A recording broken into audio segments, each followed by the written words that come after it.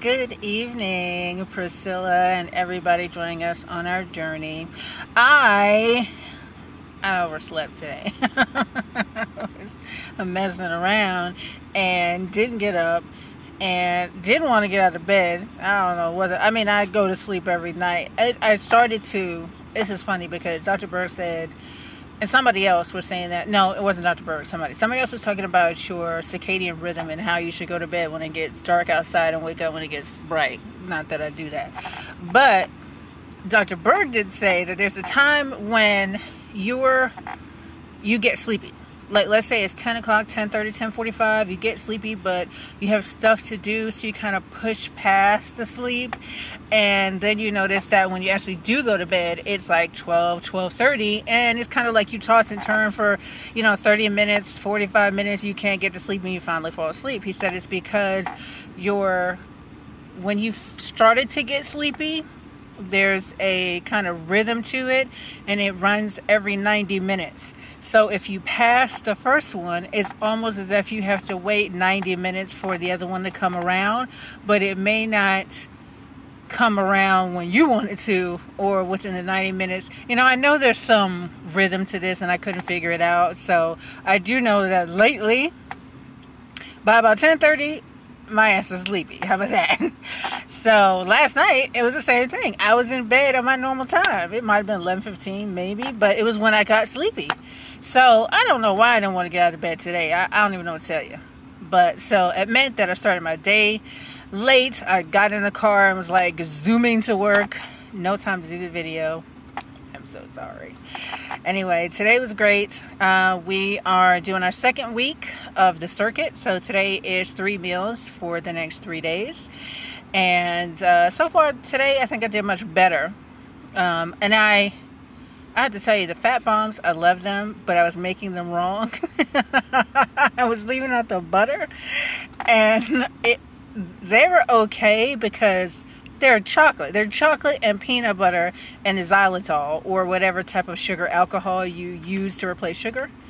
And that's what I've been using. However, it's supposed to be like and coconut oil, butter, and peanut butter. Almost kind of equal parts, and you mix it together and add in your sweetener, and then you pour it into either a candy dish. I didn't have a candy dish, so I've been using an ice tray. And then you can eat one. Dr. Berg says to eat one or two after each meal. So it gives you your kind of chocolate, your sweet, so you feel satisfied like you're not, missing out. So that's what I've been doing. However, I wasn't making them. I think I made them right the first time. Then the second time I didn't make them right. And I've been eating those and they're horrible. I even gave one to my sister the first time I made them. And she was like, this is not so bad. My son said they have a weird consistency. And I'm pretty sure it's the coconut oil. You can't leave these out. Like I said, they will melt on you quickly. But I made them this time and I made them right. Oh my God, it was so good this morning. I was sitting in the parking lot like, yeah, this is like, I'd have killed him. Somebody would have tried to take it. I'm just saying. Anyway, so off to a great start today. I'm so excited. You just do not understand. I just feel like I'm heading in the right direction. I feel good. My body feels good. I also feel like people are asking what I'm doing. And I love to be able to go into that, like I'm doing a green keto, because a lot of people on YouTube you will find are doing ketogenics and they're doing it to lose weight. And for me, I'm doing it to get healthy, and the benefit of that health is that I'm losing weight as well.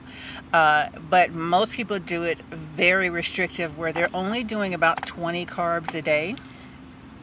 At the max, 50 carbs, and they're including, for the most part, their vegetables in that, and I don't. And neither does Priscilla, and neither does anybody else that would end up following me, unless they have some reason medically why when they do the higher carbs they have an issue. But for the most part, I don't see anyone having an issue eating more vegetables because of the health benefits. And so for me, I eat 7 to 10 cups of vegetables a day. I do not count that in my number of carbs I eat for the day. I count any other carbs that show up. And for the first month, I didn't count that at all. I just ate vegetables for the most part. I made sure I got the kale shake in. I made sure every meal I had 2 to 3 vegetables in it. I made sure I had plenty of fat in all my meals.